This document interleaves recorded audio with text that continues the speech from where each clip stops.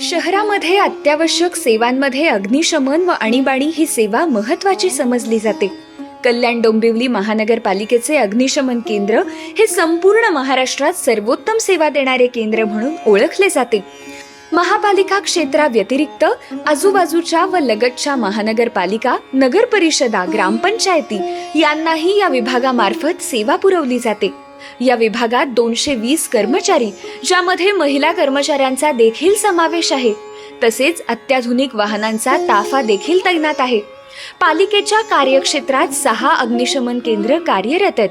विकसित उंच इमारती लक्षात घेता आगामी काळात 70 मीटर हायड्रॉलिक प्लॅटफॉर्म वाहन खरेदी करण्याची प्रक्रिया सुरू आहे.